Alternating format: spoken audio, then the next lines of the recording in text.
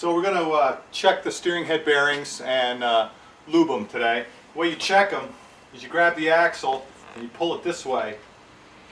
Of course you have to have it up off the ground. And if you feel any play, then your steering head bearings are loose. So these steering head bearings are fine. We just thought we'd show that before we grease the bearings. And the other test is to feel for a notch. With the front wheel off the ground, you move it just left and right of center. And if you feel any kind of notch, your steering head bearings are shot and need to be replaced. Alright, for a GS, you need to take the faux tank plastic off, and then you take the screws out from the little switch pod, and then let's see, there's a 13mm wrench for these, and you're going to need a 12mm Allen for the center nut. I believe it's a 30mm for the big nut, and a 6mm for the pinch bolts. So the first thing we're going to do is take the handlebars off, and then we'll take the top clamp off. Once the clamp bolts are removed, the clamps come off, and sometimes they're a little hard to come off, so just smack it with a mallet a little bit. And then the handlebars themselves, sometimes you just have to smack them. Okay, and we're going to set them out of the way.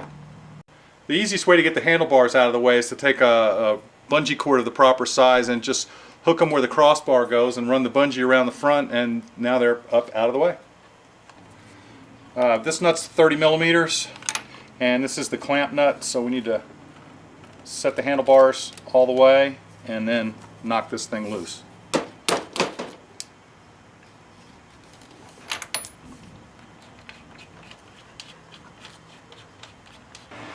With the pinch bolts loose and this nut off, the top clamp comes right off. Now the switch is still there, so there's some wires that have to be watched after. All right, there's a couple of little clamps here that wires go in, and once you pop the wires out of there, this thing will set off over to the side out of your way. With a 12mm Allen, by the way, you can get this for $7.99 at AutoZone along with 2 other wrenches. This is what's required to get this loose. Well, you can tighten it with that. This thing comes off with either a pin wrench, or sometimes you can get it loose with your hands. So as we take this off, the fork is lowering down, which is why there's some tension on this. When this comes out, the fork's going to fall to the ground.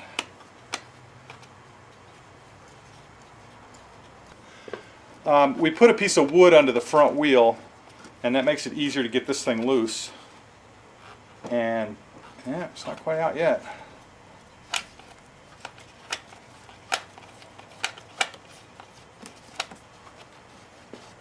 Here it comes. Okay, so there's the top bearing, and this one's easy to grease. It's just take it over the bench and rub some grease in it. The one on the bottom's a little more difficult. All right, so we're taking grease and just rubbing it in the bearing and turning the bearing to try to get the rollers to turn a little bit, and stuff a lot of grease in there, and that's pretty much all there is to packing a bearing. And high temperature grease? Oh, yeah, and it's high temperature grease. In this case, we're using Mobil 1 synthetic grease. You want to be sure to use high temperature grease on the F650. So you can see the lower bearing is accessible underneath, and again, you just take a lot of grease and pack it in there and spin the bearing around, and once you have a whole lot of fresh grease on it, you're done. Okay, the front of the bike is held up on some scraps of wood, and we put one under the front wheel so that the front end didn't drop out completely. Now we need to set the forks back up in there. So one way is to raise the forks, the other way is to tilt the bike back forward. So the easiest thing to do is pull one of the blocks out.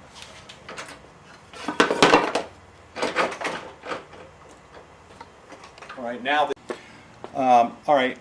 you can see that this is not exactly lined up, so we can just roll the wheel back a little bit, and that'll center it up, and we can screw this back on.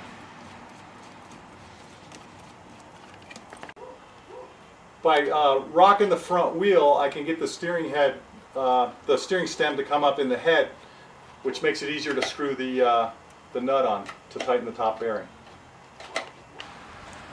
Now we've got the bike is blocked up again under the engine so that the front wheel is off the ground, and we need to tighten the top nut until there is some drag on the forks, and this is where it's a little bit of art, and a little bit of science, and a little bit of feel. You want to, with any tapered roller bearing, you want to over tighten it and then back it off a little bit.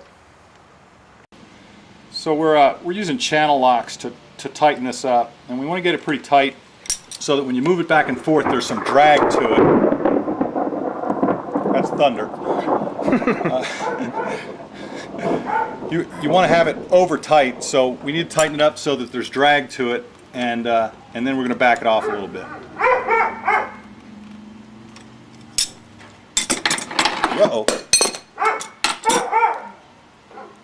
Jinx, hush. All right, so we felt it, and it felt tight enough, so now we're going to back it off just about that much. Now we've screwed the nut back in, and then we're going to snug it up just till it's snug. Don't really want to put torque on this. We don't want to move the other bearing.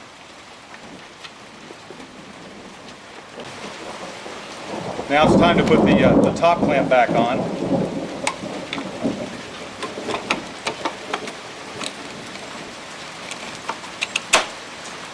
Okay, and with the top clamp on, then we put this nut back on. And we're gonna torque that nut pretty good.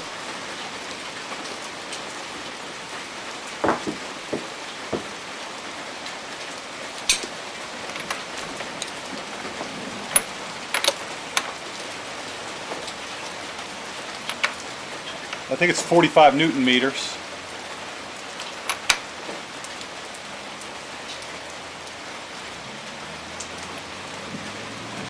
Since we haven't removed the fork tubes, they end up at the same place they were when it came apart, and now it's time to tighten up the pinch bolts. And now we need to put the handlebars back, so we'll take our bungee loose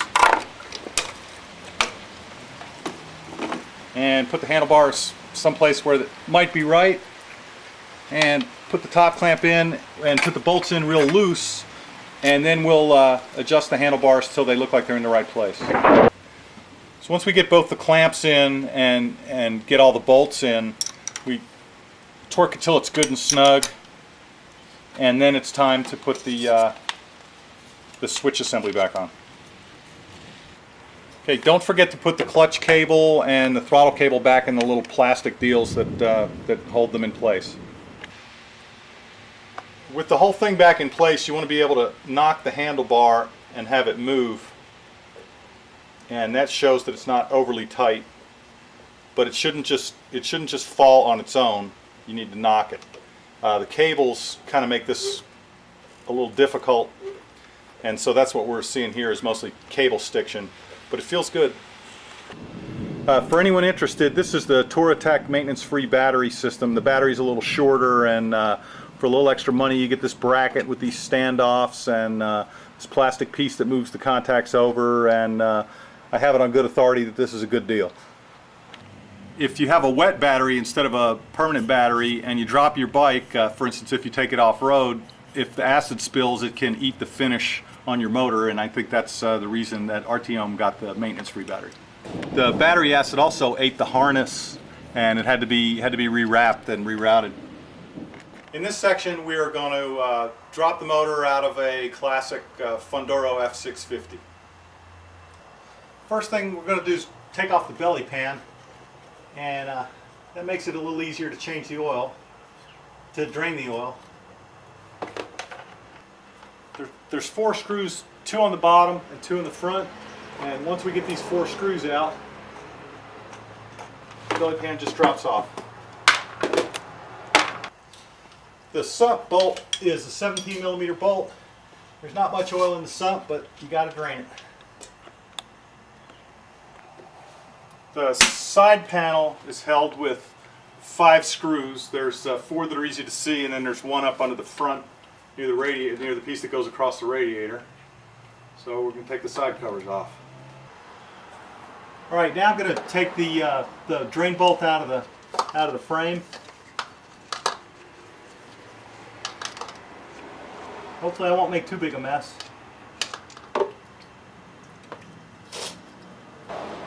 Now I'm going to take a lot of the body work off, just to make the bike more accessible.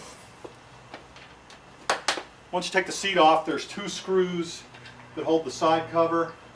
One of them is under the seat, and then the other one's down here.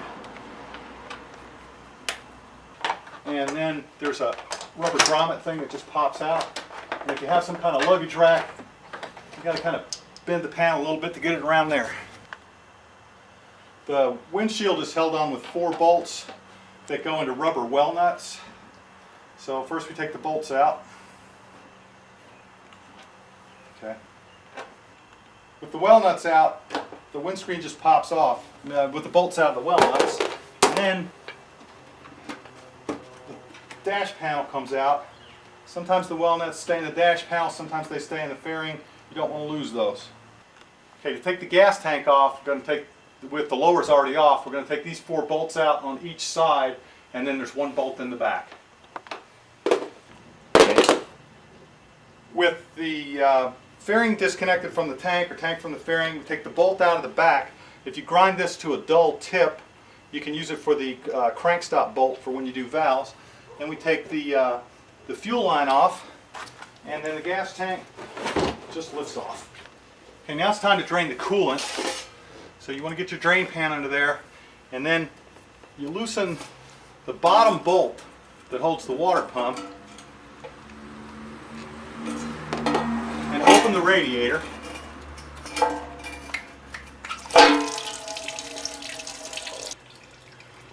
While the radiator's draining, we'll take the fairing off. There's 4 bolts that you can see. You only need to remove the 2 on the sides. The 2 in the front hold the headlight. So when we get these 2 bolts out, the fairing's going to fall off. So it's nice to either catch it or put a towel on top of the fender to protect it. Once these bolts are off, the only thing holding the fairing on will be the turn signal connectors, and they just pull loose. So here we go.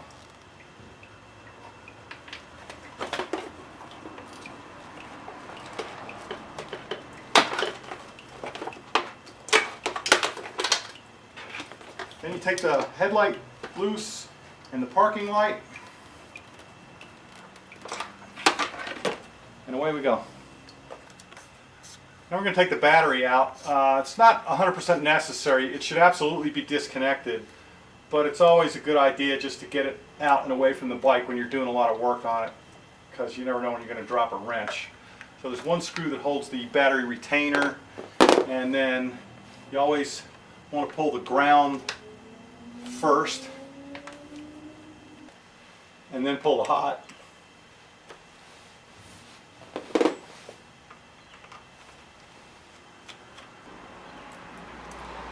I like to put the battery bolts back in the battery, that way they won't get lost and the nuts won't get lost.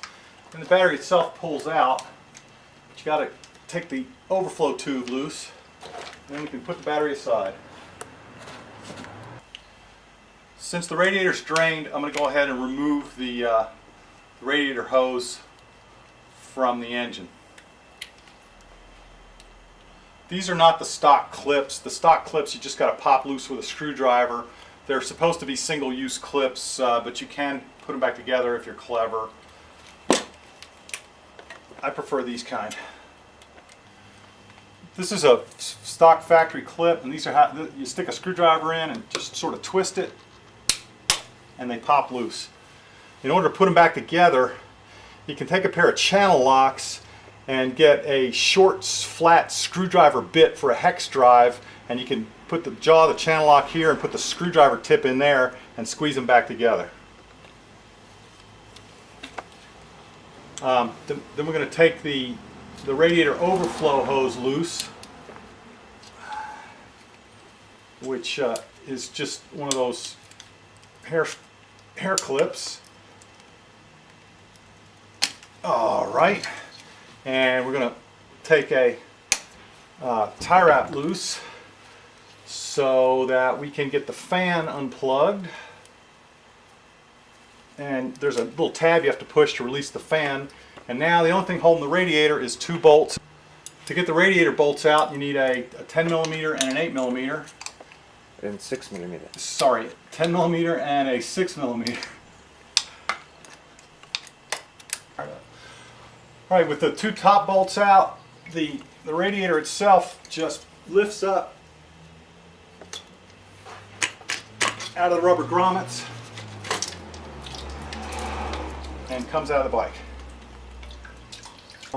Okay, we're going to take the countershaft sprocket cover off, which is 3 bolts. One of them's a little tricky to get to, so we'll do that one last. To get to the last one, what we're going to do is depress the brake pedal so we can get the wrench in there. I'll just use my knee.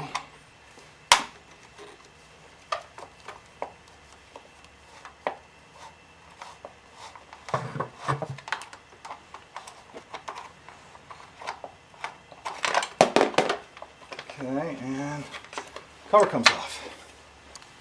Right, now we're going to take the oil filter out. This is always messy, so I stuffed a rag in there. On the Classic, there's only 2 bolts, unlike the later models that have 3. So we take the 2 bolts out.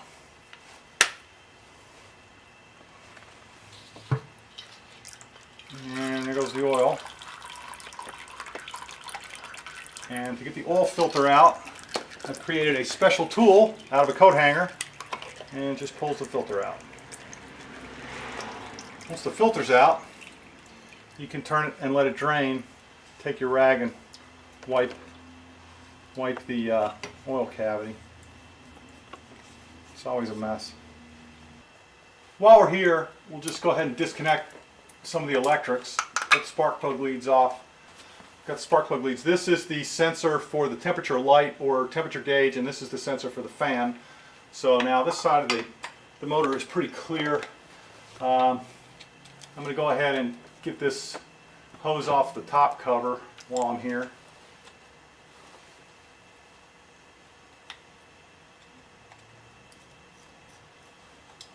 Alright, and then we have to do the exhaust system. So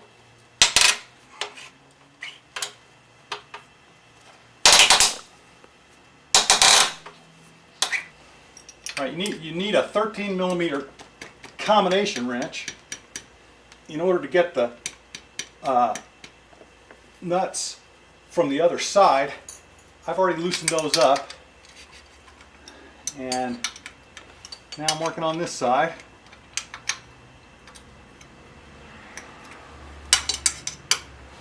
Okay. Then we have to remove the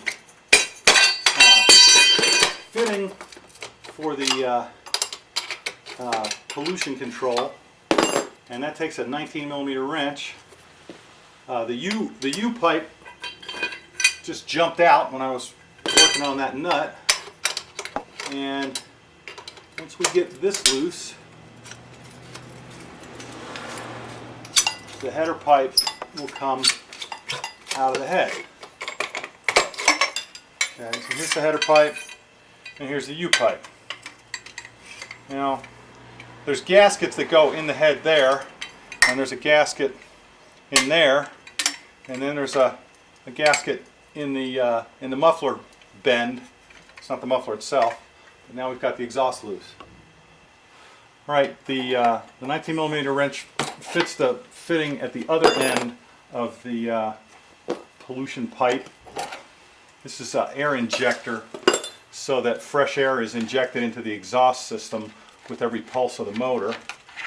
And with that out, we can take this screw out.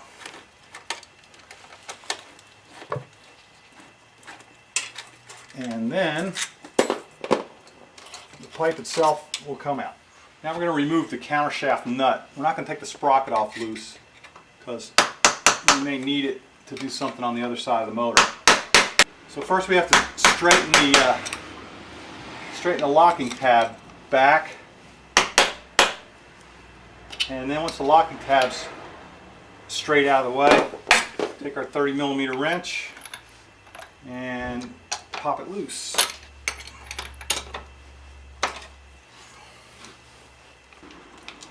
Next we're going to take this little connector cover off here. This is just kind of a trim panel, and when this guy's off, what we will have access to is the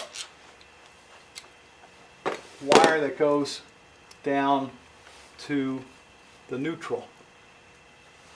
Okay, and we can pull the oil pressure sensor connector loose, and then we'll have to take this side cover off in order to get the connectors out for the alternator and for the, no, actually we can unplug those at the other. Now we're going to take the carburetors out. Since I've already got this stuff apart, I'm going to go ahead and loosen this clamp over here that holds the carburetor to the rubber manifold, and I'm going to put the clamp back on the rubber manifold so that it doesn't get lost. Then we go around the other side and do several things. We'll loosen the same clamp on this side.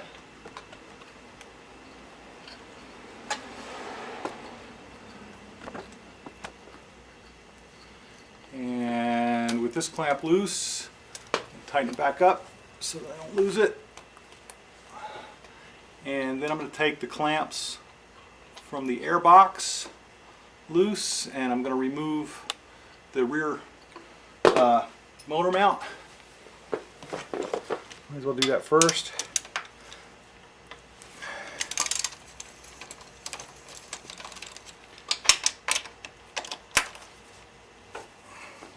Okay, so I'm going to take this bracket out. This is the bracket where the tank mounts.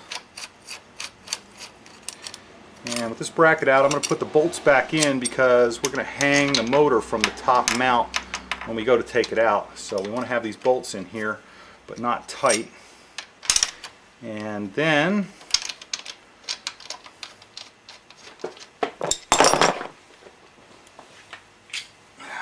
loosen these screws here that hold the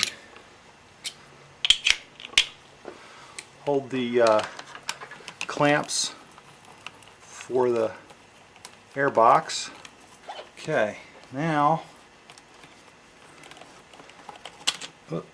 carburetors are pretty much loose, so we just have to wrestle them out of place, push them forward, get them up out of the back, pull them back, get them up out of the front. This is a little tricky sometimes, and I find a tire iron is a good thing to use for this. I'm going to spray some Glide on the rubber boot and take a tire iron and pry the rubber boot loose. The reason I use a tire iron is because it's not sharp like a screwdriver. Okay, so there's one boot out. Spray a little Glide on the other guy.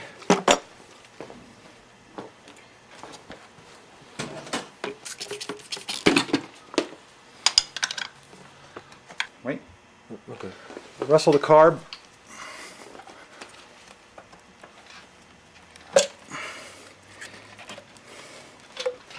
Okay, and they just come right out the top.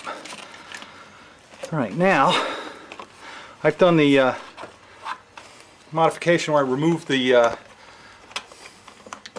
canister. So I've got the plugged hose, and then there's one other line here. Take loose. This is the one that goes to the fresh air injector. Now the carbs are out to the point where I can remove, I believe it's a 14mm wrench, the choke assembly. So, alright, 13. It's a plastic nut, so you got to be real gentle with it. Okay, once the nut is loose, just pull the choke assembly out. There's that. And then to release the throttle, just pull the cable and get it out of the little bail there, and then that just pulls out, and there's the carburetors. Alright, now I'm going to remove the front bolt for the foot peg, and this is the mount for the frame cradle. That's why we're taking this out. So there's a bunch of stuff to take loose over here. Okay. We take this off. This is the thing you're supposed to pull out and clean the screen. They say you should do it at every service, but that's ridiculous. If you pull it out once, you'll see there's never anything in it unless your motor blows up. So, alright, that's loose. And then I have to pull the clutch cable loose, which in order to do that, you literally pull it loose. And that's out of the way. Alright, and then there's a little plastic deal here that holds some stuff. Now we've got the starter. Starter's connected back to the battery. I'm going to pull these bolts out, and then the starter itself will come loose. So 2 bolts hold the starter. Alright, got those 2 bolts out. Now we're going to take a 10mm wrench and take the cable off the starter. Alright, now with the cable off and those bolts out, the starter just pulls out. There's an O-ring there, so sometimes it's a little recalcitrant to come out. That's all there is to removing the starter. Now we're going to take the shock adjuster out of the way. There's only one bolt holding it. 2 cables that we have to take loose because we're leaving them connected to the motor. One of them's the alternator connector, and just pull that apart. That's the one with the yellow wires. And the other one is this green wire. It's this motorcycle looking connector, and that's going to be for the ignition pickup. Okay. Alright, this is the ground cable. I'm going to take the ground cable loose. Alright, so now we're going to pull the starter cable back out of the way, and then feed the alternator and the pickup cables back this way. Alright, and then this cable harness is for the oil and the neutral, and it's the shock. So now the motor is pretty much free, except for the bolts holding it in. But there's some other things that we have to do before we pull the motor out.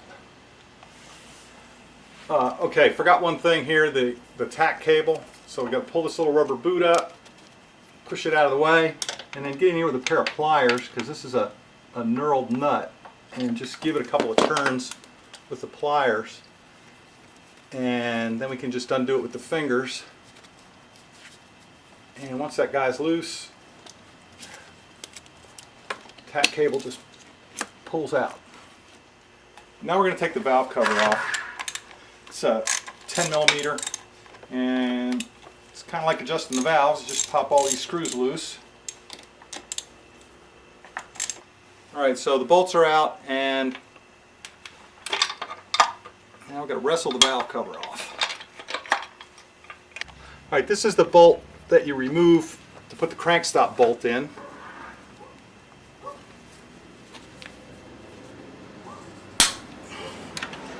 And we take this bolt all the way out because it's just a cover bolt. Okay, and then we put the crank stop bolt in, but we're not going to put it all the way in. We're just going to get it started. Lost the washer. Got to make sure the washer's back on there when we put the cover bolt back in. Just want to get this bolt in till it bottoms, and then we're going to back it off a little because the crank is not in the right position yet. So when this bolt stops there, back it off about a turn. Okay, I'm going to leave that wrench there. Right, now we're going to take one spark plug out, so that we can turn the motor over to get it in the right position. Okay, so to get these lined up, the cams have these marks on them, and we want the marks to be in line with the cover. Alright, and now we can turn this bolt, and when we get the crank in just the right position, the bolt goes in, and then we can snug it up, and now the crank is locked. So now we can work on the stuff behind this cover. Okay. Right, so we need to take the shift lever off. I'm going to mark where the line goes. Hopefully I'll be able to get that on right without having to ride it and readjust it. And you just loosen this bolt up, and you do have to remove it all the way because there's a relief in the shaft that the bolt goes through. So the bolt has to be removed before the lever will come out. Okay, next thing we're going to do is loosen all these screws up and pop the cover off.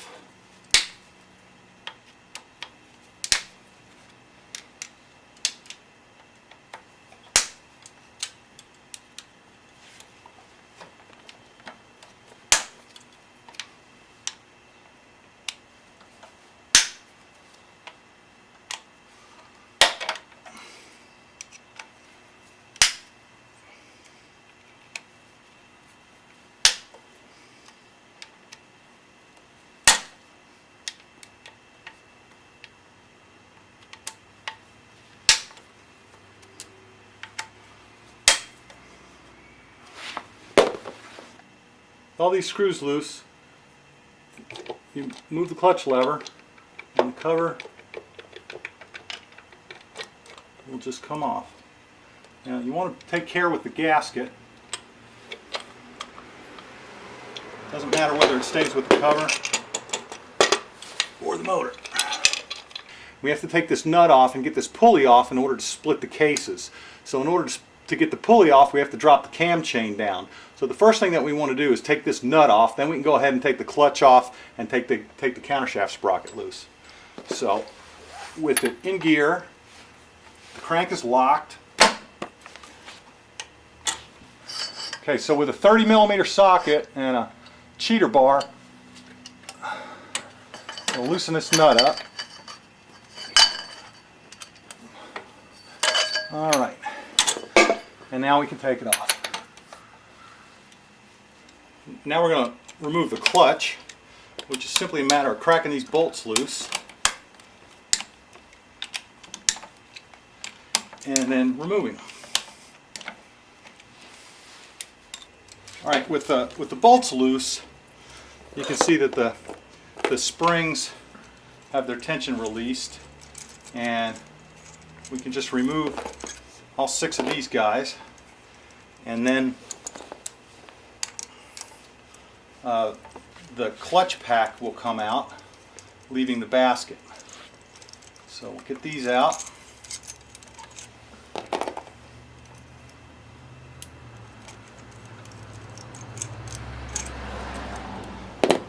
And then pull the entire basket out. The clutch pack, not the basket. Okay. So this is a set of friction plates and pressure plates. That's what the clutch pack is. I want it to stay together, so I'm going to put it in a bag. Alright, now we got to get this nut loose, but just like the countershaft sprocket, it's a tab washer, so we got to knock the tab back. Alright, this is a 1 1/16 socket. It's the same as 27mm, which fits this nut. Now the thing is, in order to remove this, you can see that the basket will just spin. This is the input to the transmission, so you have no way to hold this.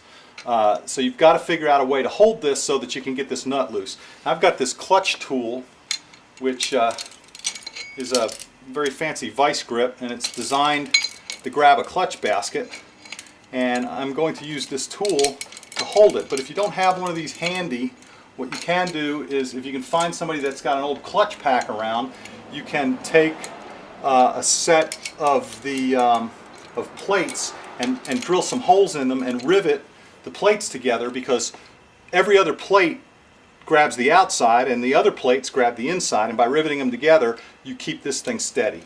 So I'm going to do this.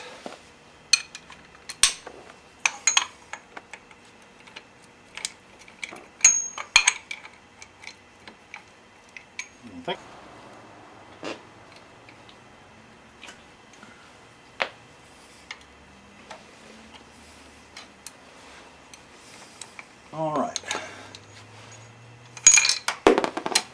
Okay, and then there's the tab washer. All right, take the tool loose. And now we got to get the basket out. Now to get the basket out, what we're going to do is take the top cover, put it back on there,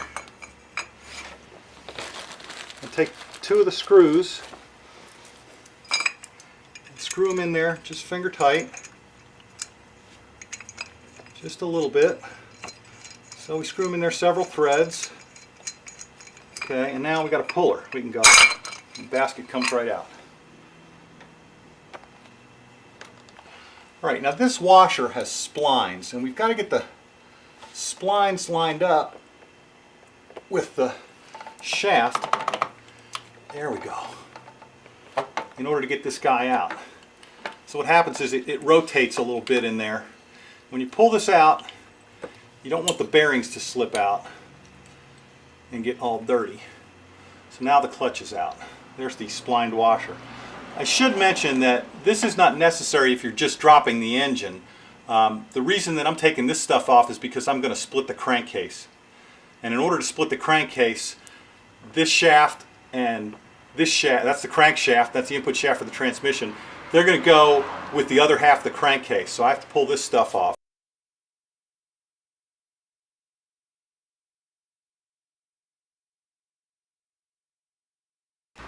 Right now we're going to take the cams out. So the first thing we've got to do is take our trusty 22 millimeter wrench and loosen up the tensioner. When I put my tensioner back in, I use silicone seal. That's what this black stuff is. And with this out, we can pull up on the cam chain, grab the tensioner, pull it out. Okay, and then take our 10 millimeter wrench and take these two bolts out. These are going to go back in with Loctite.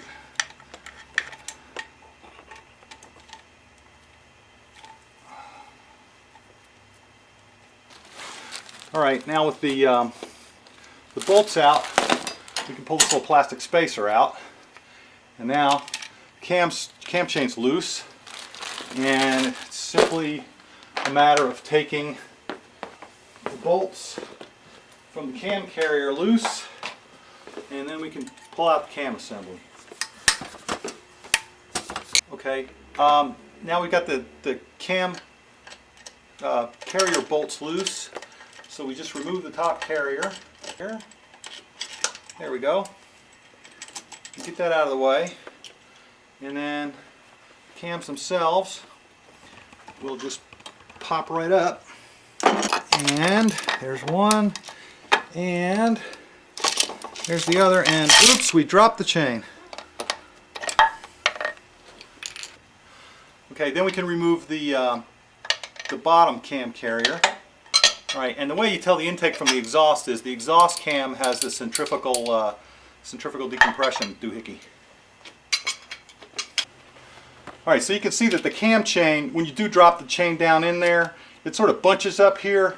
So if you're adjusting your valves and you drop the cam chain, you can just reach in with a coat hanger or something, pull it back up. It doesn't get lost in there.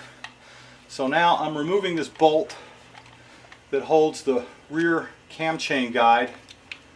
And when the bolt comes out, the rear guide comes out, and then the front one doesn't have a bolt, but it just pulls right out. So the bolt comes out and the guide comes out the top. Maybe. Okay, let's take the front one out first. Okay, there's the front one. And back one. Okay. Now we can remove the cam chain.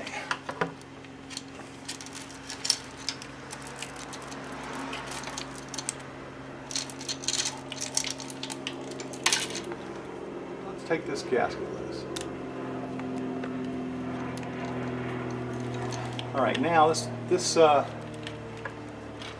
gear comes off with the cam chain, and it just pops right off. There we go. Okay, so now we're going to take the swing arm bolt out, and this is a little tricky because the swing arm bolt goes through the swing arm and the motor. So what you need is a couple of 22mm sockets, and you pop those caps off and then bust the nut loose. Okay, so I've got one wrench is held by the foot peg, and I got a breaker bar on the other side loosening up the nut. Okay, and once the nut's off, I knock the bolt out a little bit. So I've got a couple of these bolts that are, I forget how many millimeters. They're the right size.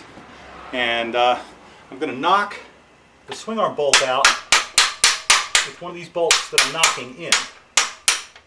And the idea is to knock it so that I have the bolt through the swing arm but not into the motor.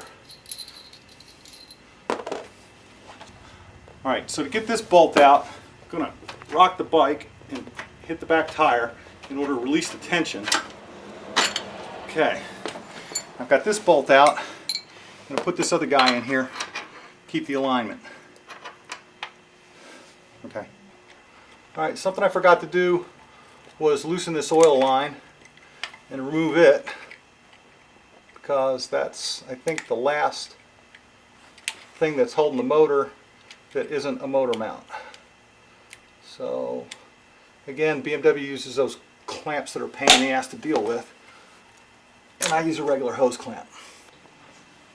I put a piece of plastic tubing over this section of the oil line because I've got the factory crash bars, and there's a bolt head on the factory crash bar which will eat a hole in the oil line if you don't protect it.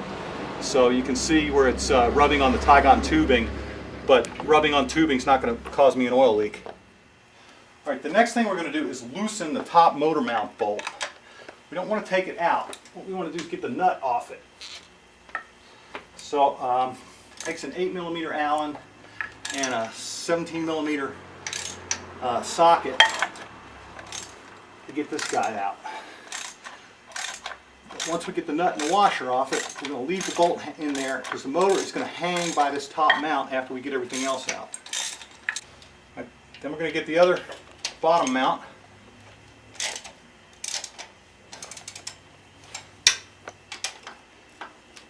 Again with an 8 Allen and 17 socket. And this one we take all the way out.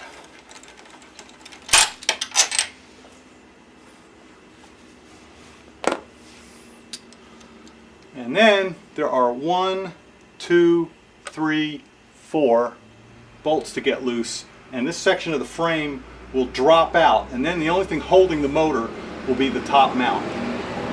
So this is the last bolt to come out, and when this bolt comes out, the crash bar falls out of the way. Alright, and the frame comes off.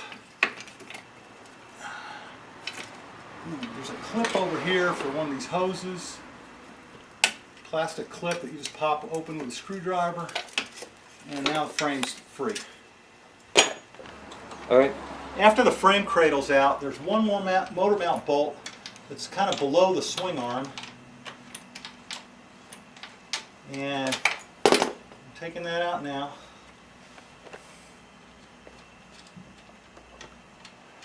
That requires a 8mm Allen and a 17mm socket, or open end or something. I still take the countershaft sprocket off.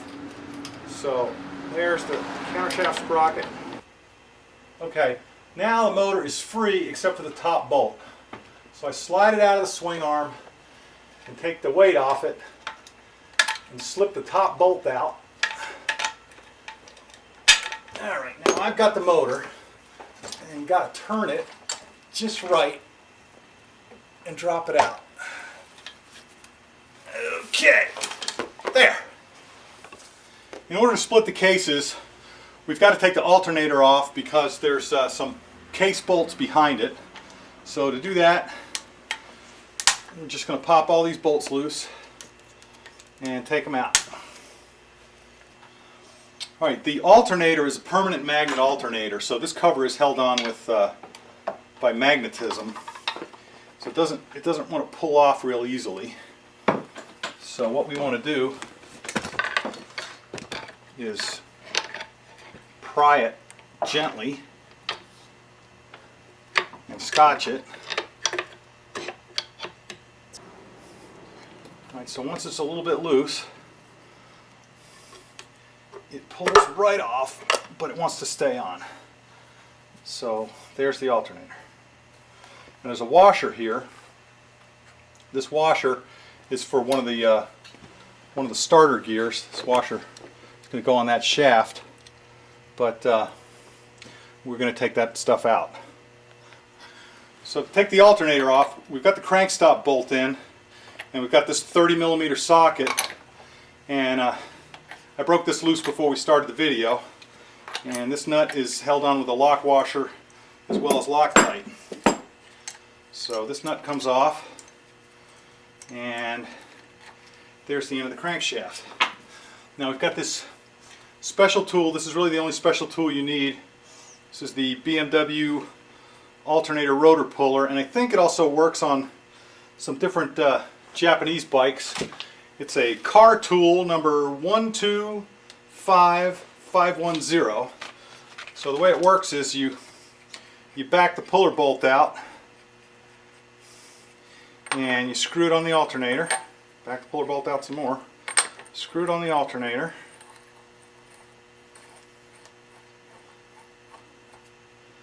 Okay, and then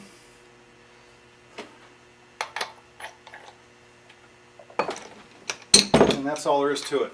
Now the alternator rotor is loose. Okay, so we're going to take the tool off. Alright, and now we're going to deal with the starter gears. So you want to make sure, it's like everything has to come off at the same time. The alternator has a Sprague clutch, and this is what enables the starter to spin the crank, but the crank doesn't spin the starter. And then these guys all come off pretty much at once, since there's gears behind the gears. And you want to make sure that you have all your spacers and washers and things carefully laid out so you get it back on there right. Alright, there are 8 bolts that hold the cylinder on, so the first thing that we do is take the 2 bottom ones for the cam chain tower. Alright, because I'm going to separate the cylinder from the crankcase, but I want to keep the head to the cylinder, mated to the cylinder, I'm only going to take these 4 bolts out. If you're going to take the head off, you'd take these other 2. So we're only going to take these 4. Alright, we crack these loose. You don't want to just unbolt them. You want to take them loose in stages. You want to loosen them up a bit at a time. Alright, now they're loose and I can just take them out. Alright, the reason that we're not taking the head loose from the cylinder is that the gasket, the head gasket, is very expensive. It's like $50, and it's not necessary to break this loose. So we don't want to mix up the valve, the buckets, and the shims. So what we're going to do is put them in labeled bags. So this is the left exhaust. And a bag labeled, oops, LN, wrong bag. Bag labeled LX. So that's for the left exhaust. And that way I won't get that one mixed up. And I have, here's the right exhaust. And we'll put that in the bag. Alright, so now the cylinder's loose. So we can get the cylinder separated from the crankcase. But what we want to do is lift it up just a little bit. And then we want to tilt the motor over like this.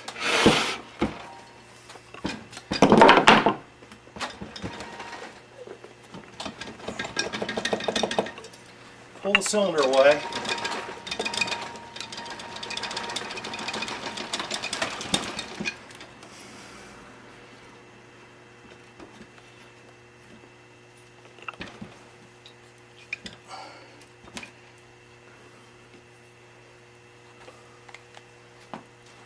Pull the cylinder away, and there's the connecting rod. And what we want to do is just expose the end of the wrist pin. Just the very end. We don't want the oil ring to slip out.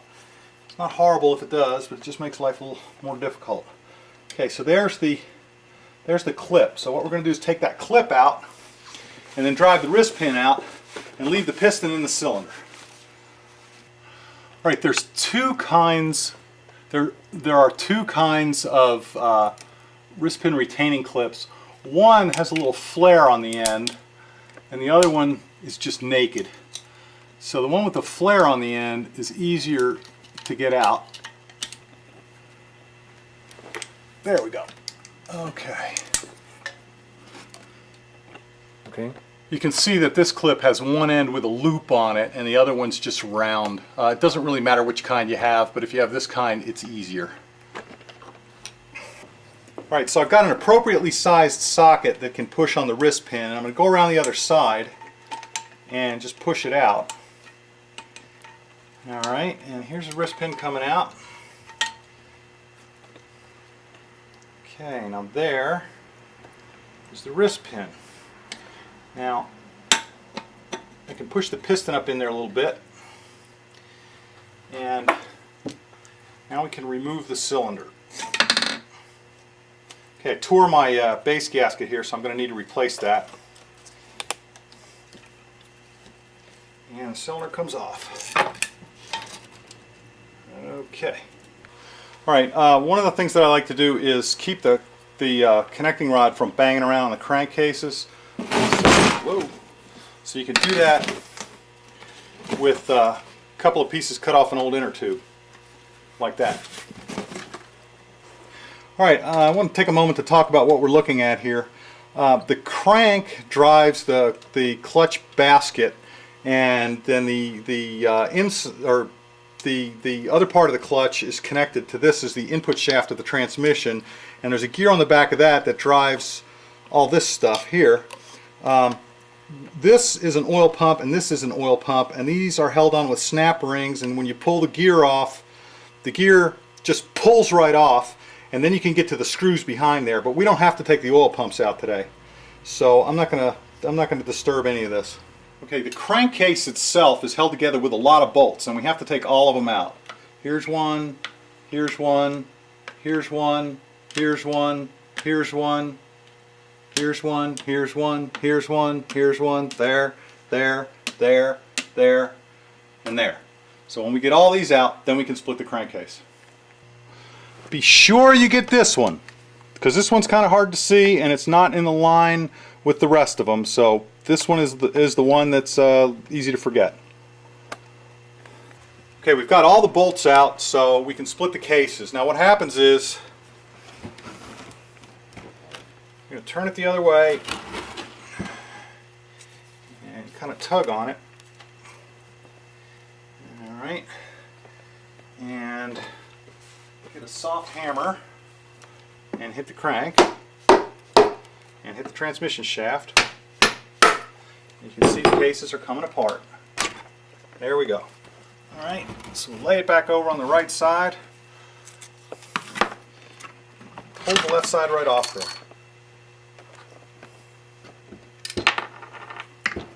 Okay, and we got to get all the shims that fell out.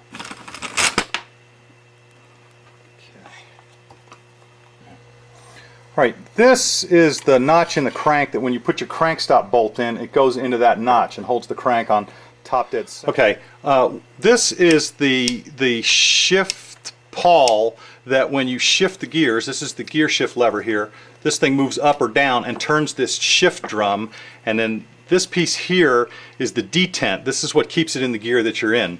So what we want to do is pull these loose and pop all this stuff out.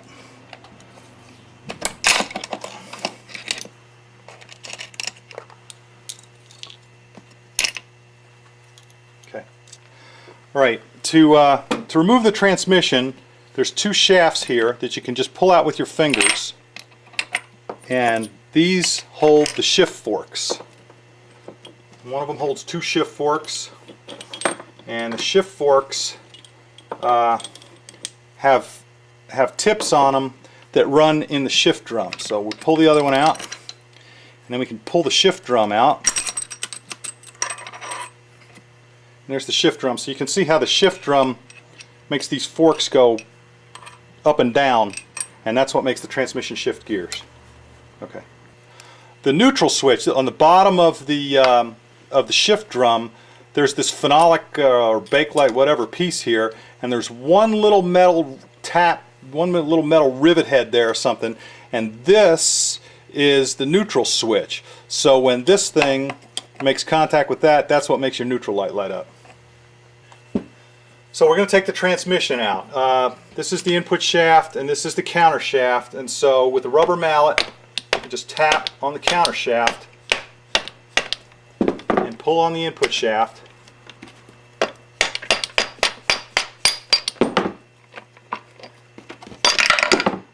And there's the transmission. The jack shaft out, or the balancer shaft out. So with the rubber mallet, you just kind of pull on the jack shaft and you tap on the crank, and they come out together.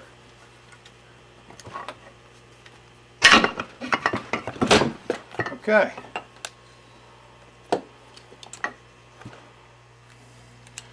Alright, the balancer shaft has a split gear here, and you have to put this gear in the right position in order to reassemble the crank. So what you want to do is take a 5/16 drill bit, put it in the hole,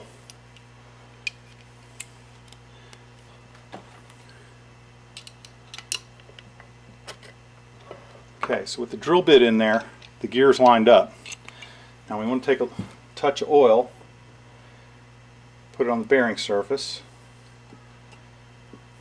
take another touch of oil, put it on the internal bearing. Okay, now we need to pay attention to the timing marks while we put the crank in. Okay, the crank has a mark.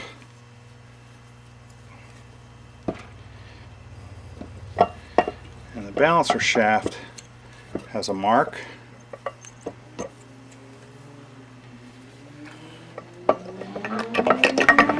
And all the marks need to line up.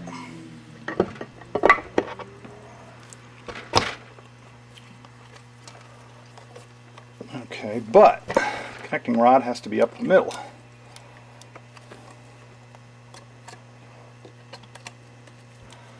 Okay, and now you can see that the crank is lined up with the tab on the with the mark on the inside of the crankcase, and the balancer shaft is lined up, so everything's in there, and then you just pull out the drill bit.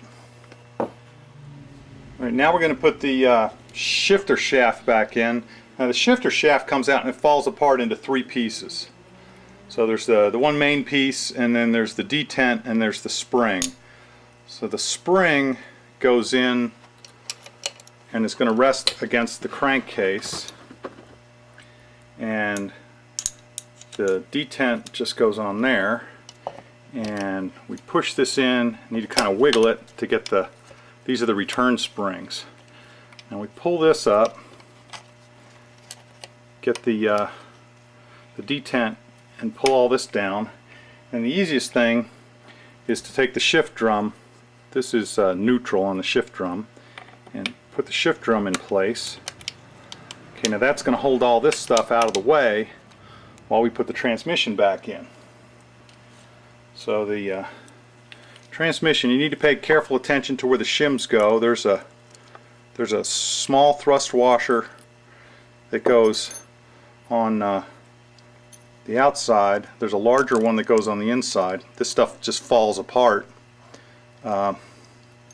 So you want to put the bearing in the gear, and the gear has a larger relief on one side than the other. The side with the larger relief goes in. So this goes on, and that thrust washer goes on top of that. Now, the input shaft has a gear that wants to fall off. But other than that, everything stays together.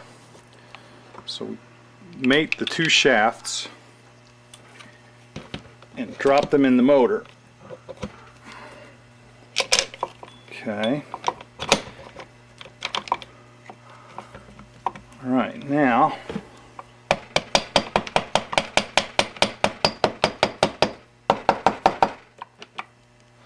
don't be surprised if they don't turn around, because it's in a couple of gears at the same time.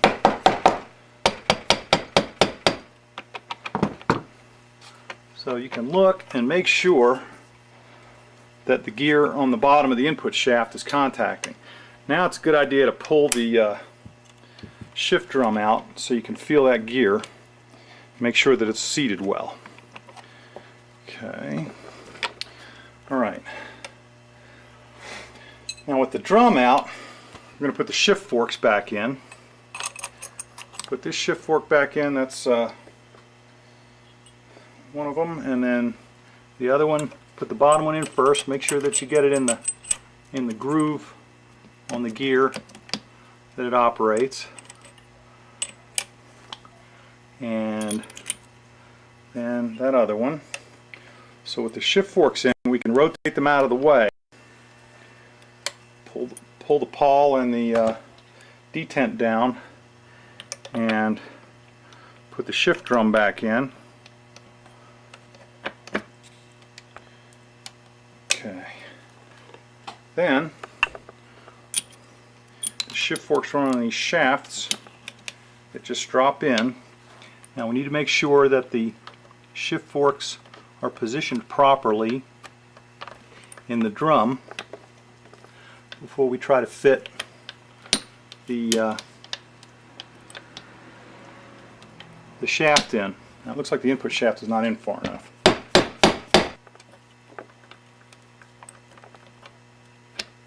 Okay, now with both of those guys in, that shaft just drops right down in that hole.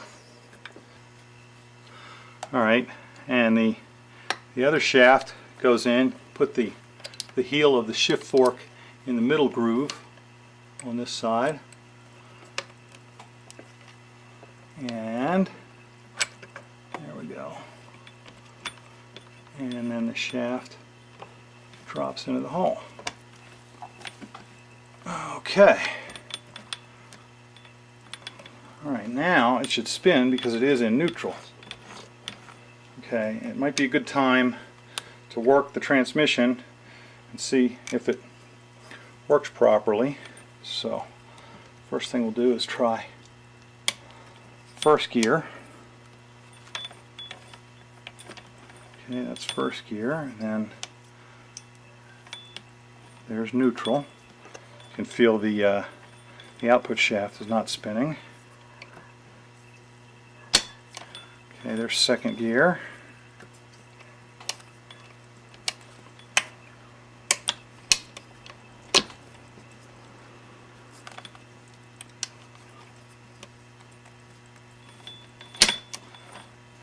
Third gear.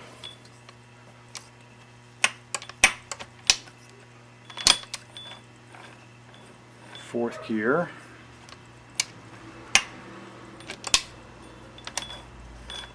And fifth gear. And there are no more. Okay, so now we'll drop back down. There's second. And there's neutral. Okay, so we verified the operation of the transmission, and now it's time to put the other crankcase half on. But one of the tricks to these paper gaskets is, before you assemble, you want to take some oil and wet the gasket surface. If you wet both sides of the gasket surface when you install the new gasket, then it won't stick to either half. In this case, when I disassembled it, it was stuck to one half, so I'm just going to wet the gasket that's exposed.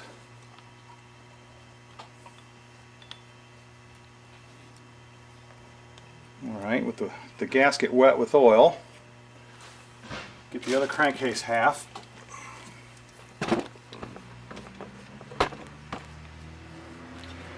And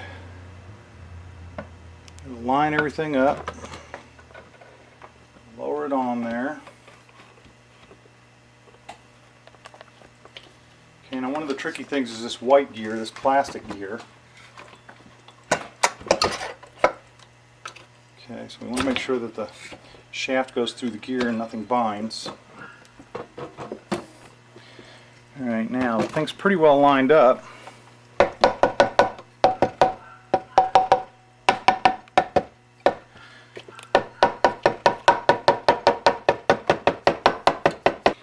Alright, and we want to look at the surface and make sure everything's mated. So we have issue up here, so just keep banging away, make sure the crankshaft spins freely. So after removing the crankstop bolt, the crankcase went together just fine, and the crank rotates as it should. The crankcase halves are now together, so it's time to put all the bolts in. So, alright, there's basically four kinds of bolts here. There's the two black ones, the two shiny ones, a whole lot that are all the same, and then there's the oddball gray one that's a little longer. The two black ones go into the inside the oil filter, and what you want to do is install all the bolts, but don't tighten anything. As soon as you feel any resistance, you want to stop turning them. So we put the two black ones inside the oil filter, and then the two shiny metal ones are the ones that go behind the starter here.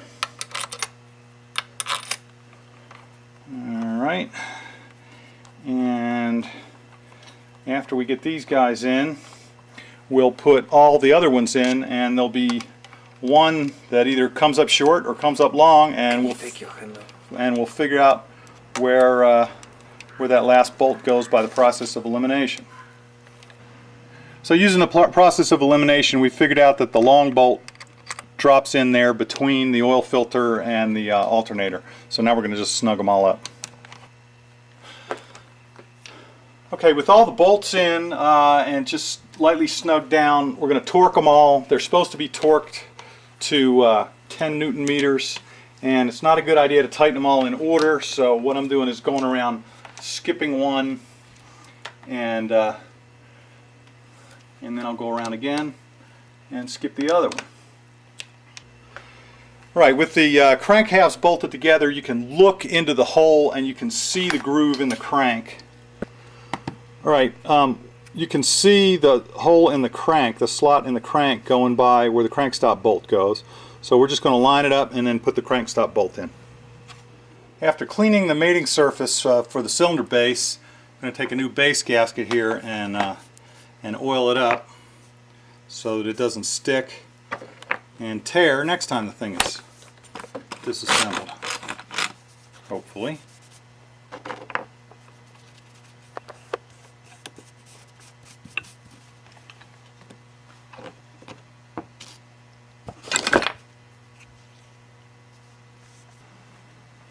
Alright, once the gasket's oiled up, I'm going to put it on the studs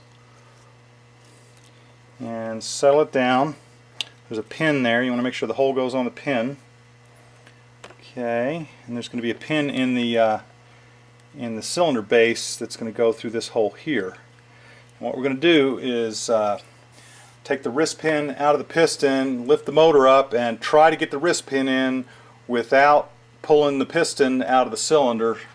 And if that happens, we'll have to use a ring compressor. Okay, now what we're going to do is tilt the cylinder over and tilt the motor over, slide them together and hopefully not lose the alignment of the piston in the cylinder.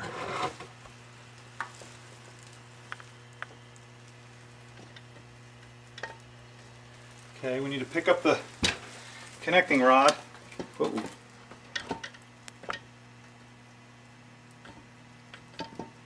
Need to pick up the connecting rod, make sure it goes up in the piston.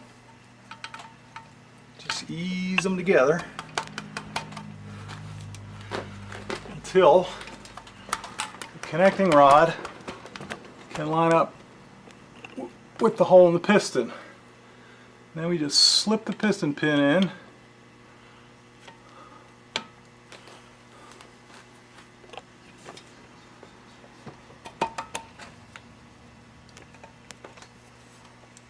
Until it seats home, and then we just push the piston in till it hits the circlip on the other side. Now we're going to install the circlip, which is always kind of tricky. Circlip goes in the slot in the piston, and there's two open ends and the one closed end. And there's a lot of theories on how to get these in here. Some people say you start with one end and work it around. Some people say you put the closed end in first, work toward the two open ends. Just get it in there however you can. Okay. Okay, and now with the pin in, just seat the cylinder. And it's a good idea to have one of the spark plugs out while you're doing this. Okay, and there. Now the cylinder's home.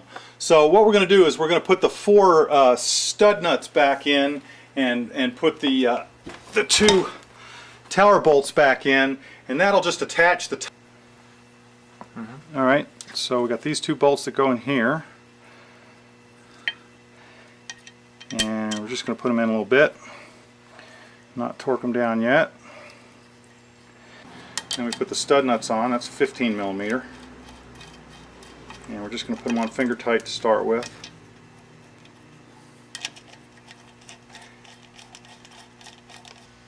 So these four bolts have two torque specs. There's a first stage and a second stage. In Newton meters it's 20 and 50. So in foot pounds that's 15 and 37. And in inch pounds it's 270 and 444.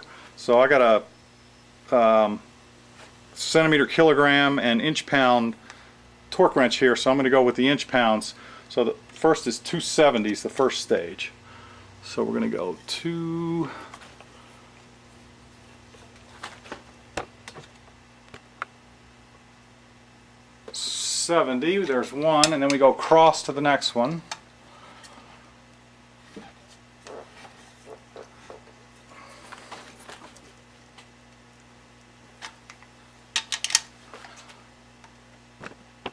$270, and then we'll get the next one.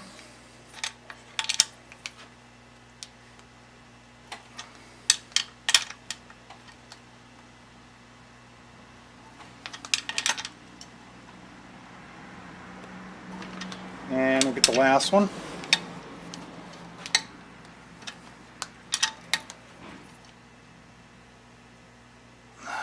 Okay, now we go to 444 and we start over again.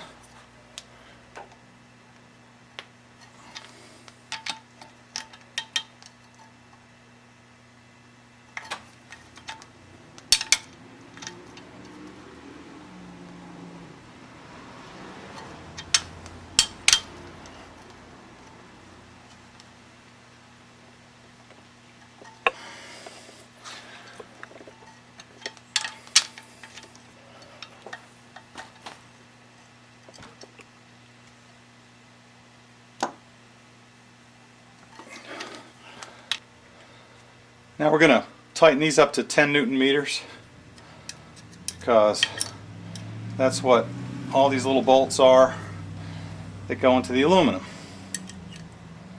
Okay, we're ready to put the motor back in the frame. So there's a couple of tricks with the Classic.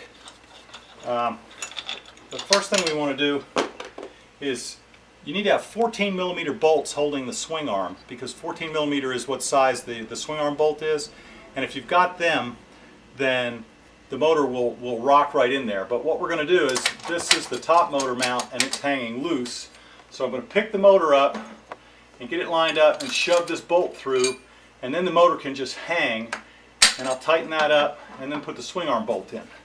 So here we go.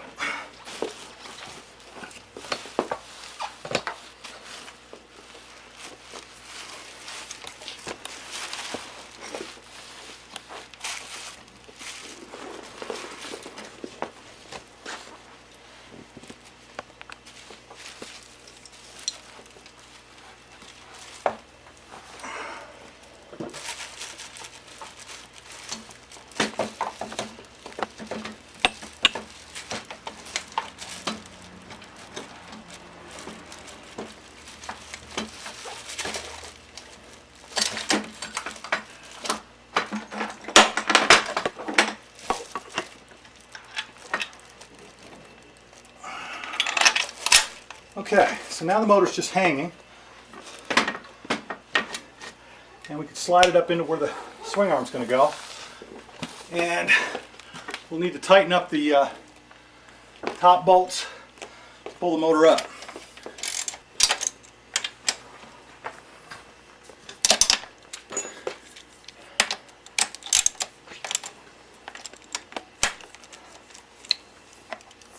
Okay, the top mount is tight.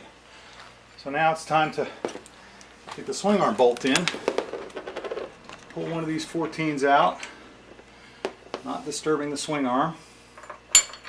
Slide the bolt in, and then we got to rock the motor, and we'll just drive the other bolt out, the other 14mm, out the other side. Okay, now we're going to put the bottom rear motor mount bolt in. I'm going to slide it through from that side and put the nut on, and we don't tighten anything up till everything's in. Okay. Okay, now we're going to mount the subframe and try to do it with the crash bars. So the first thing I'm going to do is put the rear bolts in so that I can pivot it up. Okay, there's one.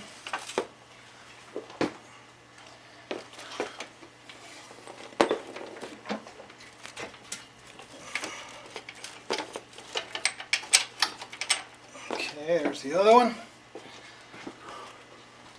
Gonna slap the nuts on them so that they don't fall out. Alright, now we can pivot the frame up, and with a little luck we'll get these bolts in here. There we go. Put the top one in. When you put these two in, they've got to go through the oil return mount. Alright, and now we've got to do the ones with the crash bars, which are a little tricky. So I'll put these nuts on to make sure nothing falls out.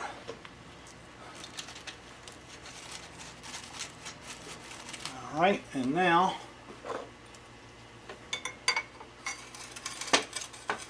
go on the other side. So with the bolts through, I can put this other crash bar back on and push the bolt all the way through and get the nut on it to hold the crash bar in place. So now I've got the 4 bolts in the front, I've got the 2 bolts for the back of the subframe, I've got the bolt at the rear of the motor, I've got the swing arm bolt through, and I've got the top bolt through.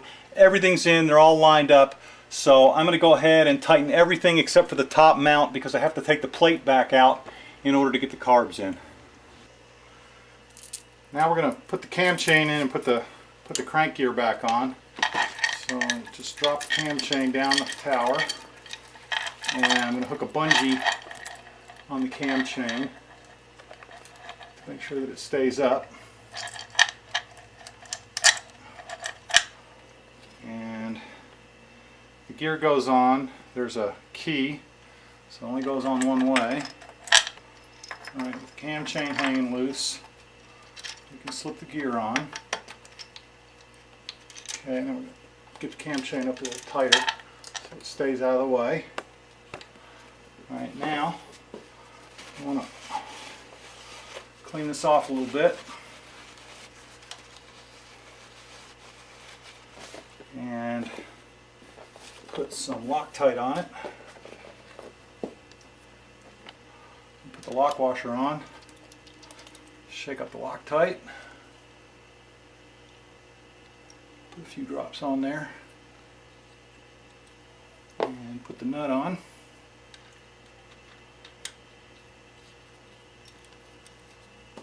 .30mm socket.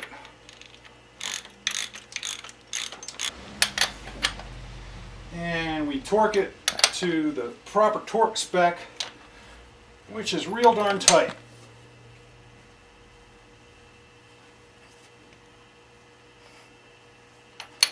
Okay. Now we need to put the rear cam chain guide in. And a little bit of Loctite on the screw that holds the rear tensioner.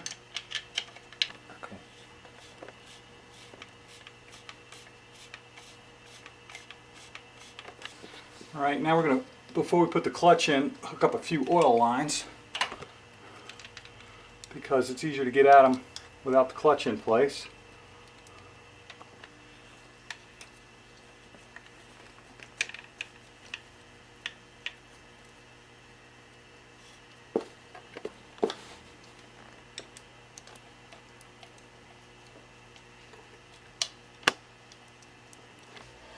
Alright, now we're going to put the tack cable back on before we put the clutch back on because it's a whole lot easier to access it.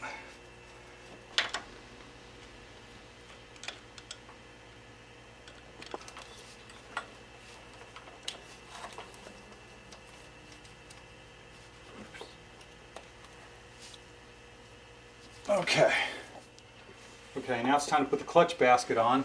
The manual or the parts diagram calls for an O-ring, but there's not one that comes out, so I don't see any reason to put one in. Make sure we put the bearings in there.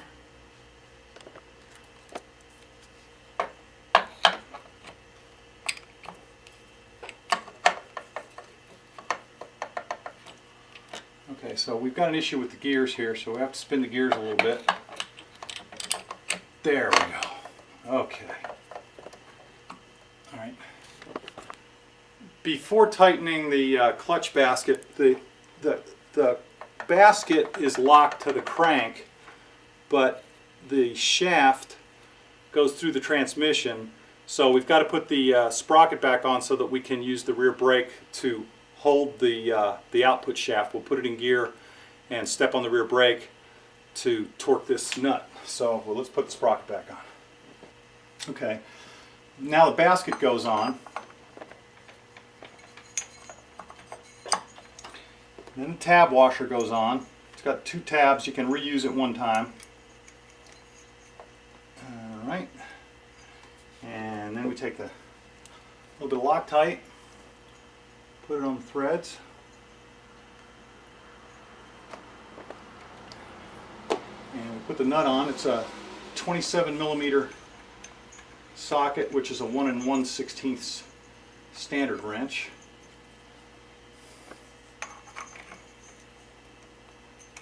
Okay, and now we can use the rear brake to hold the thing while we torque it.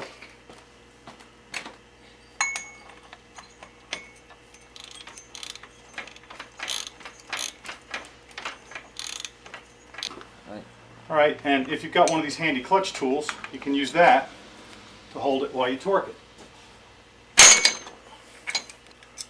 Alright, so we're going to bend the tab on the washer.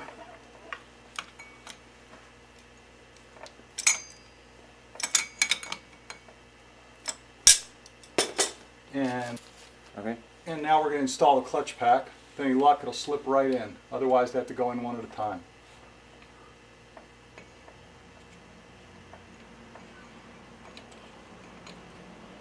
Yep, one at a time.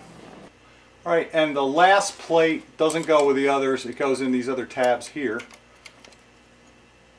And then the basket goes on. And then we put the springs in and the bolts. And the bolts all get a dab of Loctite. Okay, now it's time to put the gasket on. Before we put the gasket on, we're going to make sure it's nice and oily so that it doesn't stick. This gasket's been used before and it came off nicely, so it's not going to require very much oil. Something else we want to put oil on is the shaft here, where it goes through the seal. Put a little dab of oil in the seal too. And once the gasket's got some oil on it, we'll figure out which way it goes and put it on. Alright, now with the gasket in place, we need to hold that rack. When you look at the inside of the cover, you can see this is at a slight angle.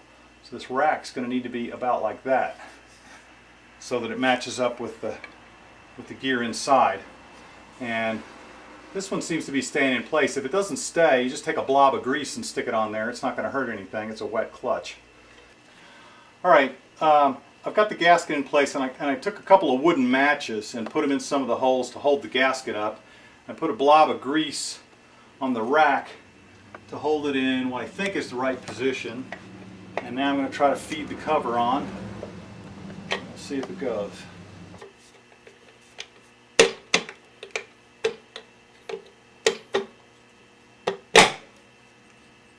Okay. And we'll pop these matches out and put the bolts in. There are two kinds of bolts, short ones and long ones. And let's not forget the ground strap, which is up here. It's going to go below the tack cable. So the long bolts, there's 3 long bolts, and they go in the top 3 positions, and then the short bolts go everywhere else. Alright, and then we got a few other things that run. The starter cable clips into this little 3-way clamp somehow. Get the starter cable in there, and then we're going to put this hose on the water pump. And we're about done with this side for right now. Okay, now we're going to reassemble the top end, put the cams back in. First we're going to put the other slider back in. Alright, we've got the bags labeled. This one's left intake. I'm going to put the buckets and the shims in. And the next one's right intake.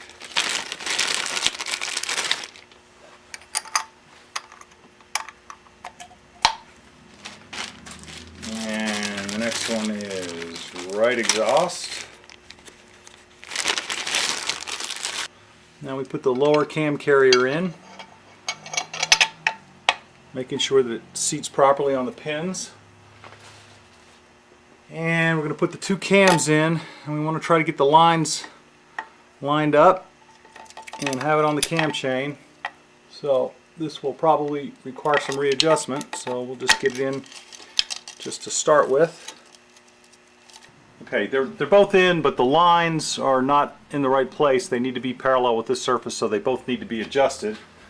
So in order to do that, what we need to do is pick the cam up and rotate it with respect to the chain. So let's try a couple of notches.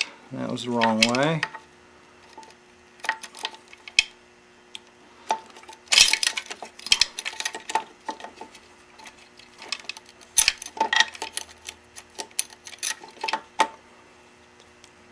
Alright, they're both off.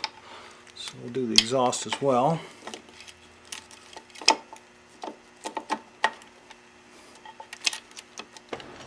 Alright, the cams are adjusted properly. You can never get them perfect, but you can see that they're in good alignment and they're fairly parallel with that. So now we put the top cam carrier on. Alright, now before we torque the carrier together, we want to get some Loctite on these bolts and get this thing torqued up, because it is what's going to hold everything in position. The carriers will move around with respect to each other, and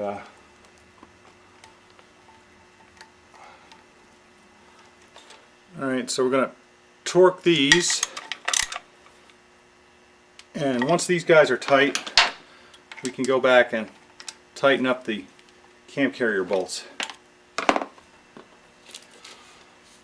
Okay, now we're going to put the tensioner, hydraulic tensioner insert in there, and I like to use some silicone sealant on this bolt instead of anything else, and just reuse the lock washer.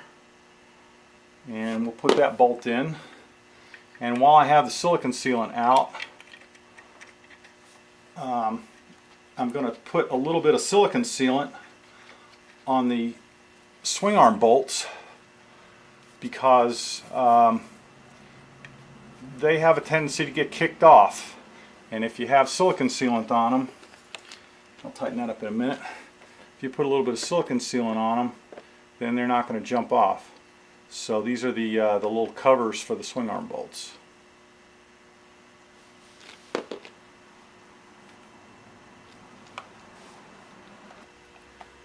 Alright, before I put the valve cover back on, I want to make sure to wet the gasket with oil so that it can slip around. I've got 43,000 miles on this motor, and this is the original valve cover gasket. So I think this works. Alright, with a little bit of oil on there, we can go ahead and put the valve cover on.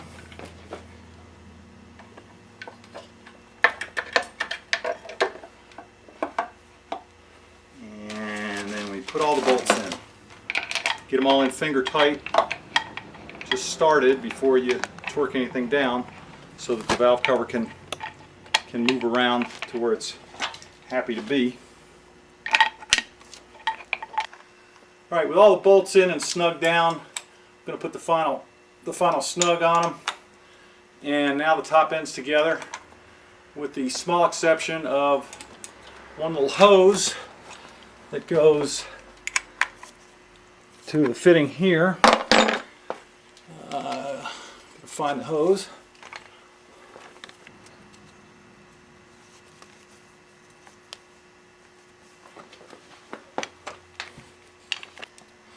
Alright, we've got a few wires to take care of. That's the neutral indicator, there's the oil pressure. So I want to get these routed where they're going to go, and pull the crank position sensor over and get it routed up. And then after we get the alternator in, we can tie wrap all this stuff together. Okay. Okay. All right. Now we're getting to the point where we're going to start hooking up a few wires. There's a connector for the temperature sensor. I've got a temperature gauge, and then here's the fan connector. And we're not going to put the spark plug back in yet, because we're going to need to spin the motor to get oil pressure before we do that. Here's the oil pressure sensor with its little booty, and that's the ignition trigger. And then this wire here goes to the neutral light sensor, and this gets wadded back in here very carefully, and we'll tie wrap all this in later. Okay, now we got to put the starter gears together. Now this gear is on the back of the alternator rotor, and you can see it spins one way, but it doesn't spin the other way. So what we're going to do is take that off, because it's going to go on here, and then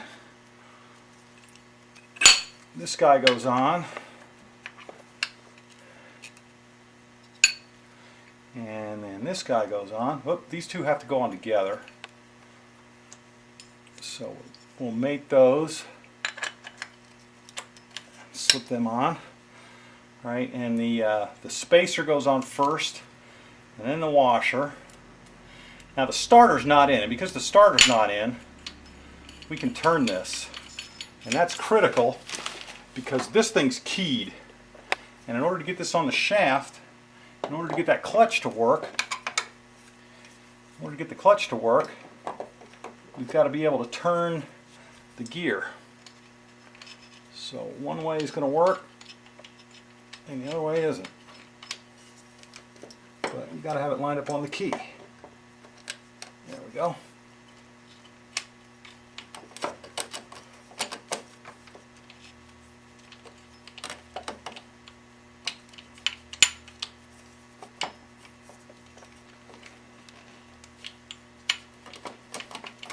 There it goes. Okay, and now we put the lock washer and a dab of Loctite.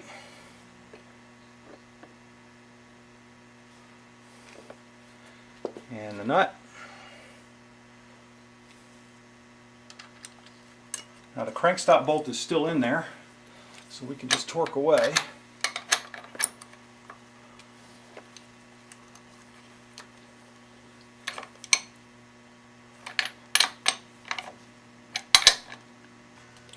Alright, we're putting a little bit of oil on the gasket before we put it back together. Make it easy to take apart next time. Won't have to buy another gasket. And the alternator cover is going to get sucked on by the magnet. Okay, we want to make sure that the gasket is seated all the way around, sticking out a little bit. And these screws are all the same, so it ain't rocket science to figure out where they go. Okay, we're going to stick the starter in. We want to make sure that these surfaces are clean and put a little bit of oil on the O-ring. And it just slides right in there. And if it doesn't slide right in, then what you need to do is turn the gear a little bit to get it to slide in. Alright, now it's time to do the exhaust. So the first thing we need to do is thread the little fart sucking tube in position and get it finger tight on the bottom of the air box, and then with that in position we can put the exhaust itself on. Okay, get this guy on here.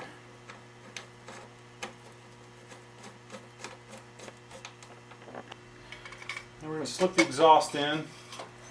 We have to get it in the head at the same time it goes into the pipe to the muffler. And then this little guy goes up over the studs. And we put the nuts on finger tight. Or lose them. Put the nuts on finger tight. And then we hook up the other end of the little fart sucking tube.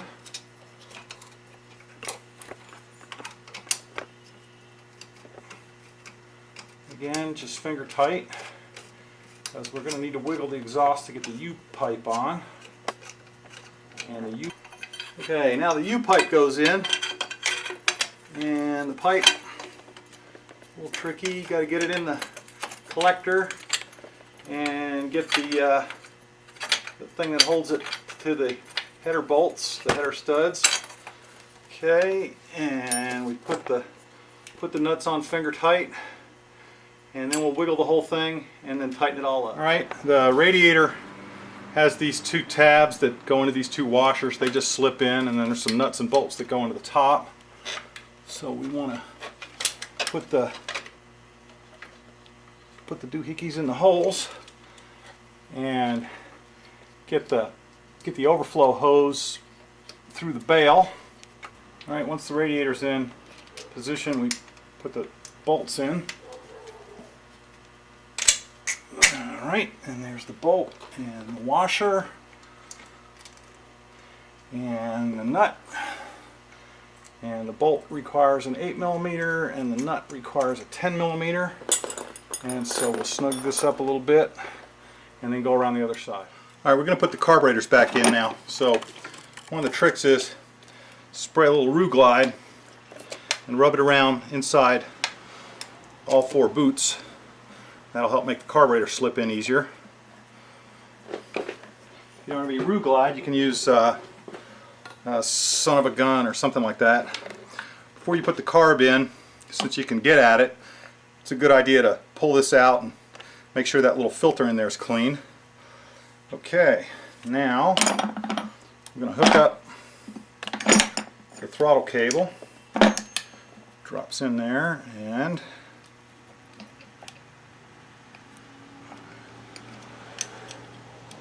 goes there and then drops in there. Okay, that's working. And we put the choke cable in. It just plugs in. There's a plastic nut that has a 13 millimeter wrench, but you don't want to get it cross threaded because it is a plastic nut. So we'll tighten it up by hand. Alright, now we're going to put the carburetors back in. So I want to feed the fuel line through and kind of wrestle them into place. Pull some cables out of the way. And the idea is to keep the bales on the rubber and just push the carburetors down in there. Alright, I'm going to use the tire iron to get the airbox boots up over the ends of the carburetor.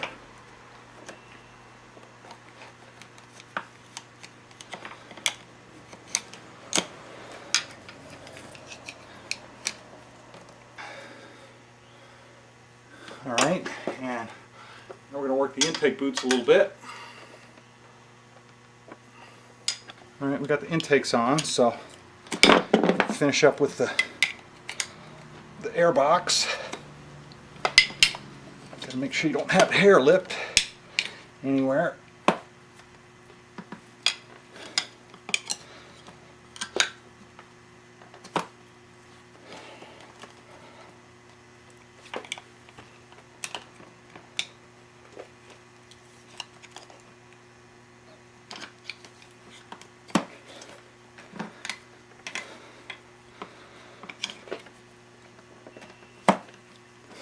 Alright, then we're going to go around and make sure that they're set all the way around.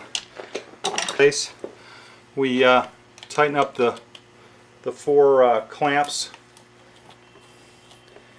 and the hose that goes to the canister goes to the back connection on the side of the carburetor. I don't think you can see it from that angle. And the other hose, the airbox, goes to the front connection. So there's these two here. Make sure you don't get those crossed up, or you may have trouble. My canister fell off, so I keep the stub of the hose on, and it just sits back here. I've got a bolt in there with a little clamp on it. So once we get these things tightened up, carbs are done. Now that the carbs are done, I'm going to put the battery back in. I'm going to make sure to put the vent hose on and hook all the stuff up to the positive terminal before I hook the negative terminal up. Alright, you got to remember to plug the ignition pickup and the alternator connector back in, and these guys just kind of tuck down here out of the way. Okay, now it's time to add the oil. I use Castrol Syntec. It's made for cars. It works good. And we don't want to fill it up too fast or it'll overflow, so I'm keeping my eye on the oil tank. The first quart can go in pretty quickly, and it's and you got to leave it sit for a while before you put the second one in. Now it's time to put the coolant in.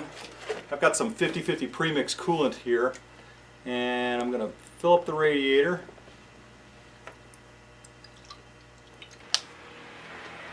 After filling the radiator up, if you squeeze the hoses some, you'll get some bubbles to come out, and then you fill it up a little bit more. And I've got it filled completely to the top, and I'm going to put the cap on. Now I'm going to fill up the burp tank, and I'm going to fill it way past the full mark. I'm going to fill it as full as I can, and any air in the system will burp out. But it's important to check the burp tank after the bike's been through a temperature cycle, for the first couple of temperature cycles, just to make sure.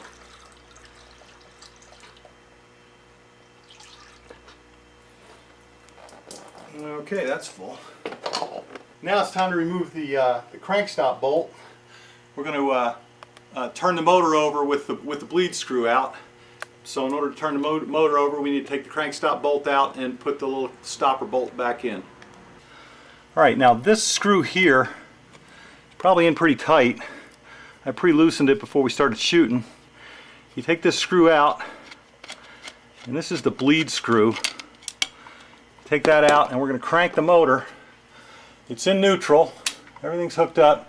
Spark plug's out. And we're going to crank the motor till we see oil coming out of there. Alright, there's oil.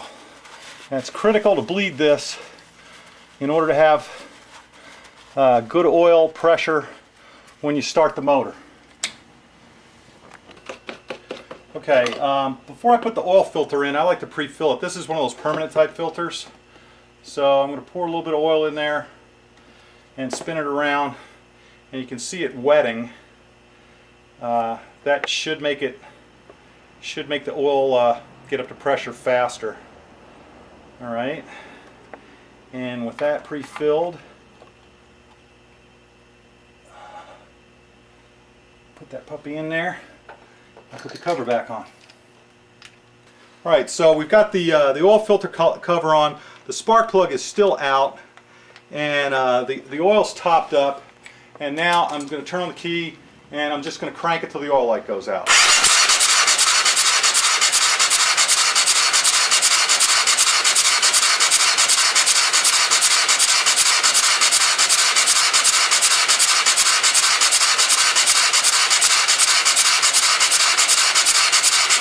Okay, the oil light's still on. I'm not worried about the starter overheating because there's no compression, so I'm going to crank some more.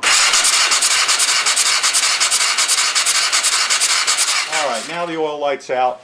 So with the addition of gasoline, the bike should be ready to run. Okay. Okay. So the top motor mount was installed without the tab for the gas tank, and we needed the tab for the gas tank out in order to get the carburetors in. So now I'm going to reinstall this guy.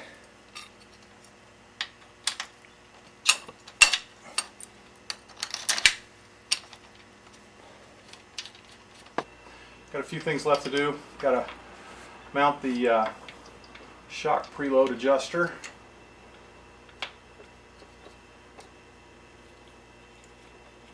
Want to make sure to get the carburetor aisle adjustment on the outside of the shock preload adjuster. Otherwise you won't be able to reach it to adjust the aisle. Put the gear shift lever back on. Take the bolt all the way out. And my line disappeared, so I'll have to probably adjust that later.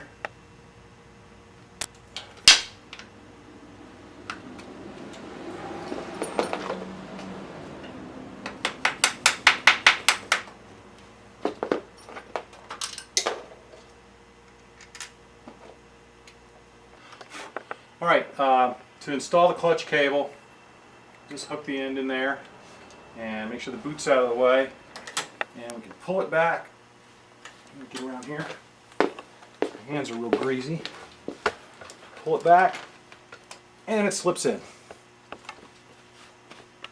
Okay, I lucked out where I've got a little bit of free play and the lever's in the right place. If the lever ends up in the wrong place after you put the side cover on, you just pull the bolt out, take it off, and reposition it so that you end up with a little bit of free play on your clutch. Okay, now the gas tank goes back on. We've already put the spark plug in and looked over it to make sure that everything looks like it's in the right place, all hooked up.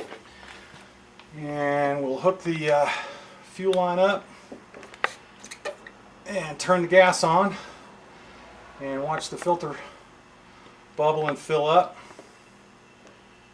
and when it stops running, then we'll know that it's time to start the bike. Alright, got the rear wheel tightened up, and we've checked over everything. It's in neutral, so we're going to give it the choke and start it up.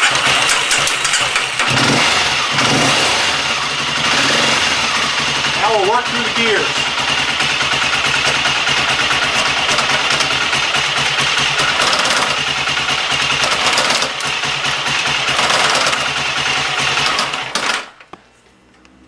right, I'm not worried about that chattering because that's going to be a function of the fact that the rear tire's unloaded. So there's maybe a tight link in the chain and things like that. The transmission shifts through all the gears just fine. And now it's ready to put the plastic back on and take it for a test ride. When you start the bike and run it after working on it like this, it's normal to have some smoke come off of some different places. The exhaust system's been touched with greasy hands and so on and so forth. You need to look over the bike while it's idling for a little bit and make sure there's no leaks. And then after you're satisfied that you did the job right, put the plastic on and take it for a test ride.